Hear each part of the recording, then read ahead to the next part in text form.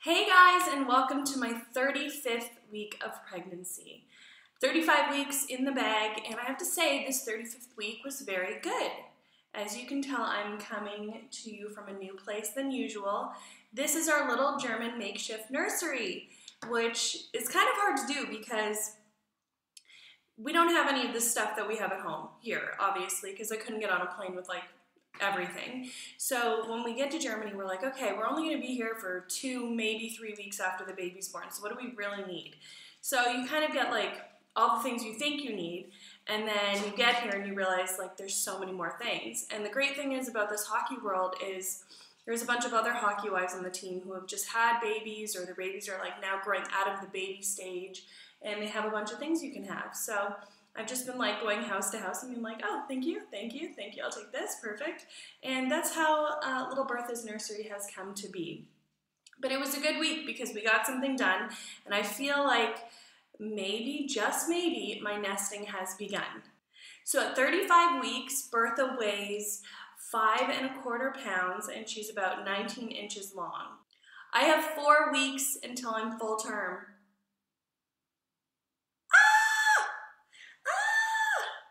Oakley has no idea what's happening, ever. He's just well, Mom's carrying me and she's talking to her computer again, so whatever. I'll have a nap in her arms. So this week hasn't been that interesting with symptoms. Everything's been basically the same except for swelling. I have to show you guys my hands right now. They're lovingly referred to as sausage links around this house because they're so swollen, and my feet are swollen too. And every day when I get up, I feel like I can barely bend them. And of course I Google it and it tells me preeclampsia, which freaks me out. But from what my sister-in-law and a bunch of other people have told me, it's not, it's just edema. And that's common at the end of pregnancy where you just start to swell. So this should be really fun now, every day waking up and feeling like the Michelin Man as I walk around my house. I was saying to Jeremy yesterday, it doesn't even feel like I'm walking on my feet. It feels like I'm walking on plasticine or something. It's the weirdest feeling being swollen. This week I can definitely tell that she's getting a little bit squished in there. There's been a lot more rolling kind of movements, and in fact I was sitting on the couch yesterday and she was going crazy. I'll show you guys some of the videos right now.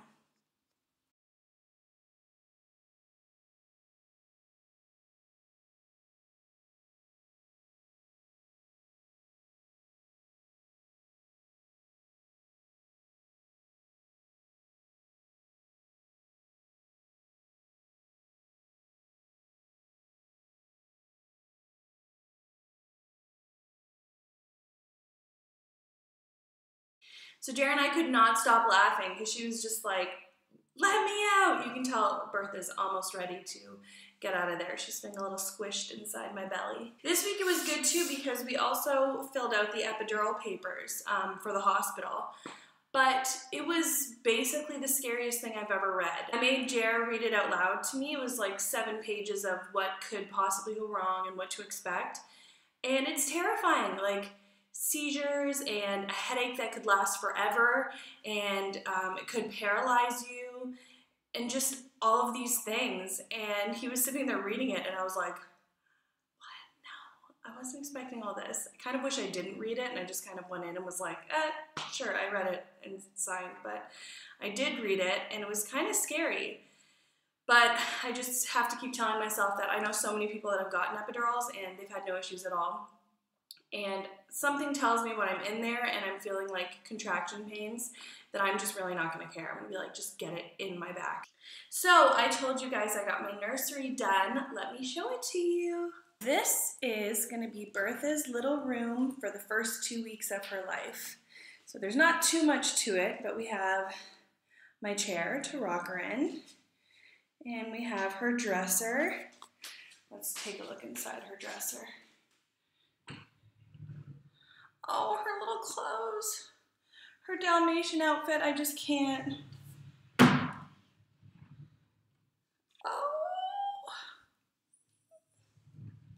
And then down here, this is what I'm planning to bring to the hospital for her.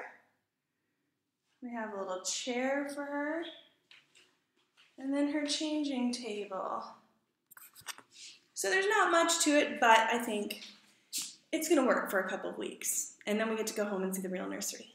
So that is what I've been doing this week. It's been a fairly low-key week, which I love. I know I'm getting pretty close to the end, so now any week that I just feel somewhat normal and get things accomplished and don't go into labor is a success. So you guys asked me some questions on last week's video, and I thought I would answer them for you. Let's see. Mr. T-Bear85, hi, says, have you and Jeremy finally picked a name, or are you just going to call her Bertha, or hey you there?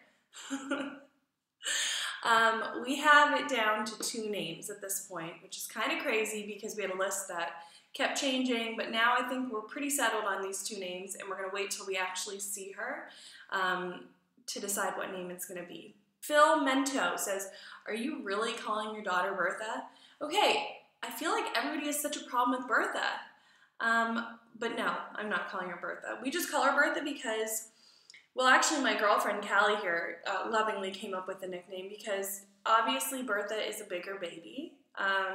She's measuring a little bit larger, so we call her Big Bertha. It seems only natural. And she's pregnant, and we call her baby Agnes, so it's Bertha and Agnes. Kel Darkheart says, are you saving these videos so she can one day watch? That's a very good question. I don't know. I feel like she's going to be so mortified of me. Maybe I will let her watch them and she can see the process of how Jared and I got ready for her to come and how excited we are. Hi, future Bertha Williams. We love you. James Tott says, craziest food pairing or food craving you've had so far? You know, it's interesting. I haven't really had anything too bizarre. Like, I've heard people, like, go out and crave dirt and stuff like that. I haven't had anything too crazy. I just crave food all the time, like desserts and pizza and pasta.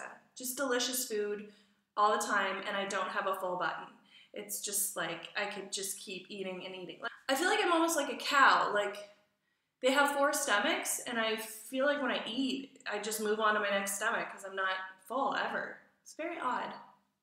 Alyssa says, are you getting a birth videographer or photographer for during labor and delivery?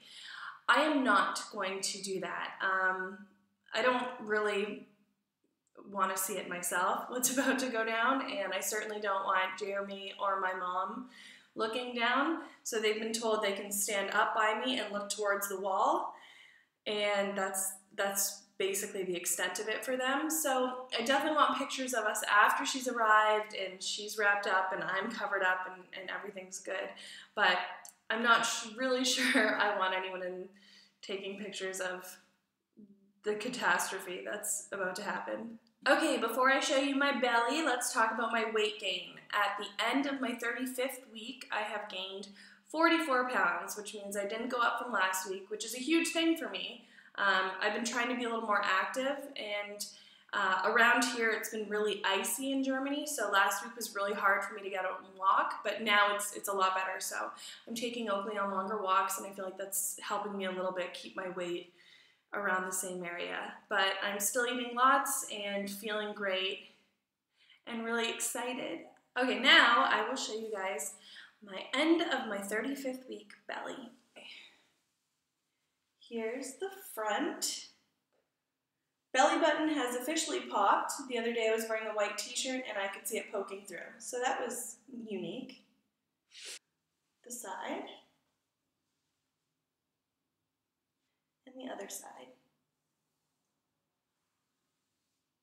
So thank you guys all so much for watching and going along on this crazy journey. I feel like the next few weeks are going to be very interesting for all of us, but I'll make sure that I video and keep you guys in the loop, even if I'm at the hospital. And Bertha, as she's known right now, and I love you all so much, and I'll talk to you next week. Bye!